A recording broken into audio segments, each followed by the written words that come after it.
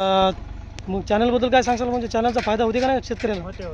होते ना फायदा. 100% फायदा होतो. म्हणजे तुम्हाला किमती वगैरे एकदम योग्य भावात भेटले ना? काही आपल्याला भेटली का? किंमत योग्य भेटली?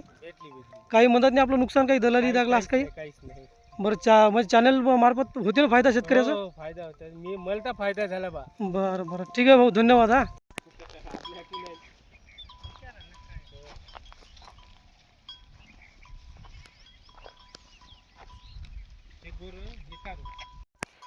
नमस्कार मित्रांनो. आपण 2 दिवसाआधी गाईचा व्हिडिओ टाकला होता आणि काल त्या गाईचा व्यवहार झाला. आज दादा घ्यायला आले. तर ह्या गाई आहे वडबूर इथल्या नितीन भाऊच्या आणि विटाळ्यावरून दादा आले. दादा, नाव काय आपलं? राहुल बेदरे दादा आहेत. हे विटाळ्यावरून हे गाई घ्यायसाठी आलेले आहे.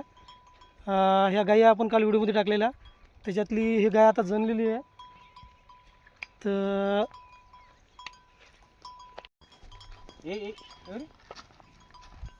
हे गाय ती जी आपण गाभण गाई सांगितल्या होत्या त्याच्यातली गाय आज जनलेली आहे. आणि हे वाली गाय एक. तर या 2 गाईचा व्यवहार झालेला आहे आता.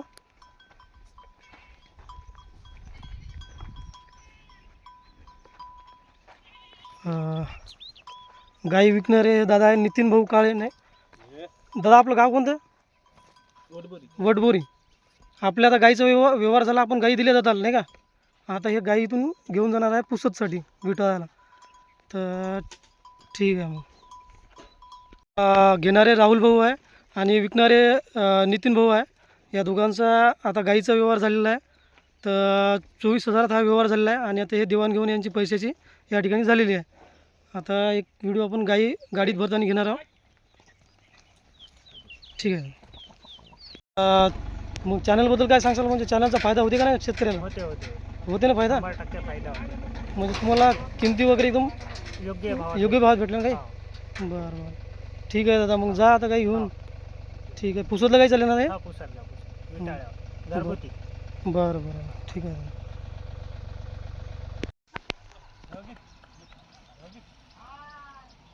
ते गाय दादा तशी काही करत नाही. फक्त कसं ते आता वासरासाठी जरा हे करायला लागली. ते काल मी असं तिला चांगलं चुंबाला हात घेत लावला.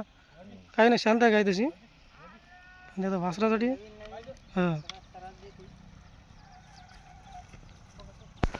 तर मित्रांनो, हा जो व्यवहार आहे हा जवळपास 100 किलोमीटर अंतरावरून झालेला आहे. यवतमाळ जिल्ह्यातल्या गायी आहे. चिचघाट या ठिकाणी गायी होत्या आणि पुसदवरून आलेल्या आहे भाऊ.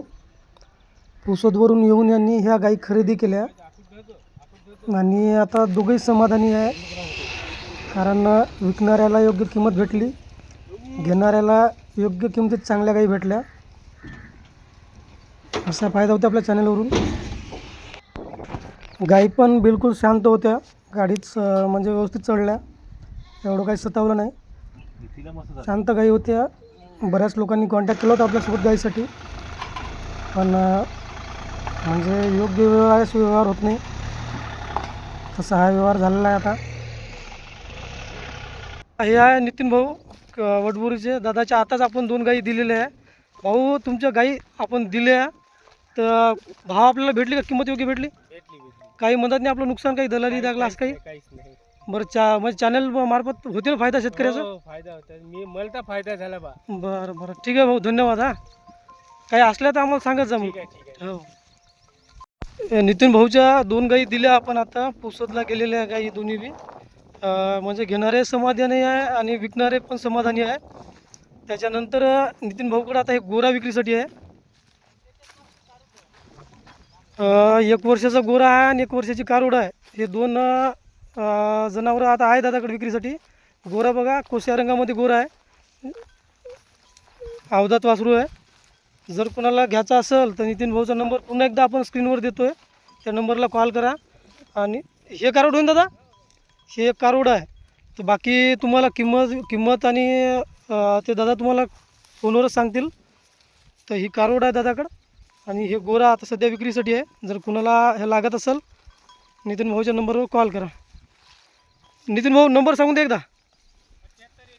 78 21 80 56 92. ठीक आहे भाऊ, धन्यवाद. हा.